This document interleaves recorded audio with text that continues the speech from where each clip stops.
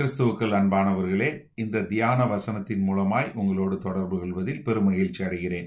இந்த நாளுக்கான தியான வசனம் யோவான் எழுதின சுவிசேஷம் 1வது அதிகாரம் 24வது வசனம்.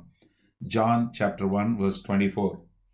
அனுப்பப்பட்டவர்கள் பரிசேயராய் இருந்தார்கள். அனுப்பப்பட்டவர்கள் யாரு? பரிசேயர்கள்.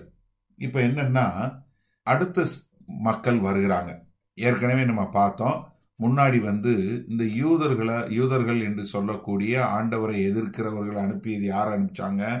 முதல்ல ஆசாரியர்களையும் லேவியர்களையும் அனுப்பிச்சாங்க. இப்போ அவங்க அனுப்புறது யார? பரிசேயர்களை.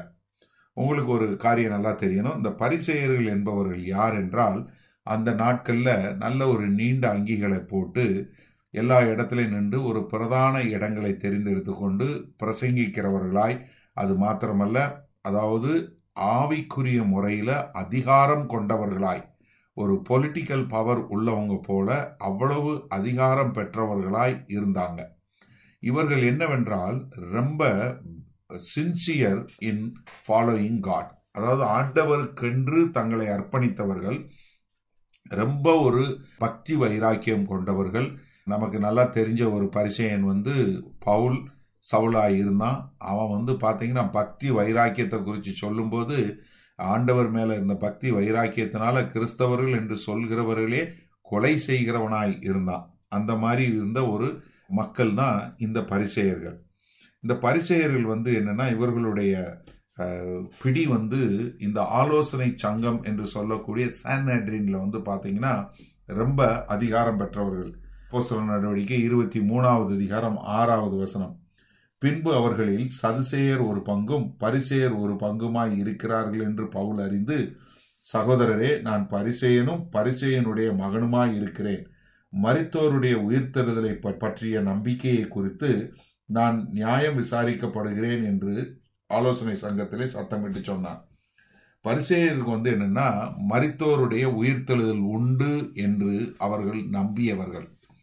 ஸோ இவங்க என்னன்னா ரொம்ப ஒரு வல்லமை வாய்ந்தவர்கள், ரொம்ப ஒரு அதிகாரம் கொண்டவர்கள்.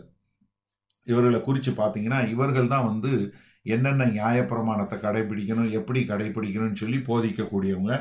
மார்க் 7வது அதிகாரத்தில் 3-4வது வசனம் பார்த்தீங்கன்னா, ஏனெனில் பரிசேய முதலிய யூதர் அனைவரும் முன்னோர்களின் பாரம்பரியத்தை கை கொண்டு அடிக்கடி கை கழுவினால் ஒழிய சாப்பிட மாட்டார்கள். கடையிலிருந்து வரும்போதும் ஸ்நானம் பண்ணாமல் சாப்பிட மாட்டார்கள். அப்படியே செம்புகளையும் கிண்ணங்களையும் செப்பு குடங்களையும் மனைகளையும் கழுவுகிறதும் அல்லாமல் வேறு அநேக ஆசாரங்களையும் கை கொண்டு வருவார்கள். நிறைய ஆச்சாரங்களையும் நிறைய பார்த்தீங்கன்னா பாரம்பரியங்களை கொண்டு வந்தவர்களா இவர்கள் இருந்தாங்க. ஆண்டவர் கொடுத்த கற்பனைகள் 10 இருந்தாலும் அவர்கள் ஏறக்குறைய 613 கற்பனைகளாக மாற்றி மக்களை மிகவும் சுமக்க முடியாத சுமைகளாய் நுகங்களை அவர்கள் மேல் ஏற்படுத்தியவர்கள் தான் இந்த பரிசேயர்கள். இவர்கள் தான் ஆண்டவராகிய இயேசு கிறிஸ்துவை சிலுவையில அறைவதற்கு காரணமா இருந்தாங்க.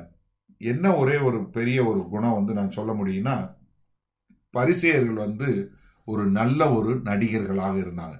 எப்படின்னா, வெளியரங்கமா ஆண்டவருக்கென்று வாழுகிறவர்கள் போல காட்டிக்கொண்டாங்க. ஆனா உள்ளுக்குள்ளேயோ ஆண்டவருக்கு எதிரானவர்களா இருந்தாங்க. இந்த செய்தியை கேட்டுக்கொண்டிருக்கிற நீங்க எப்படிப்பட்டவங்களா இருக்கீங்க? எல்லாரும் பார்க்கும்போது எப்படிப்பட்டவங்களா இருக்கிறீங்க? யாருமே பார்க்காத போது எப்படிப்பட்டவங்களா இருக்கிறீங்க? ஒரு நிமிஷம் உங்களை நீங்களே சோதிச்சு பாருங்க. உங்களுக்குள்ள பரிசேய குணம் இருக்கிறதா? நீங்களும் பரிசேயரை போல மற்றவர்கள் பார்க்கும்போது தான் ஜெபம் பண்றீங்க, மற்றவங்க பார்க்கும்போது தான் பைபிள் வாசிக்கிறீங்க, மற்றவங்க பார்க்கும்போது தான் ஆராதிக்கிறீங்க, மற்றவங்க பார்க்கும்போது தான் ஆண்டவருக்கு இயேசுவே பிரைஸ் தி லார்ட் சொல்றீங்க. நீங்க உங்களுடைய சொந்த வாழ்க்கையில கிறிஸ்துவுக்கென்று வாழுகிறீர்களா இல்லையா? தயவு செய்து உங்களை நீங்களே சோதித்தறிந்து ஆண்டவரிடம் ஒப்புரவாகுங்க. நான் உங்களுக்கு ஜெபிக்கிறேன்.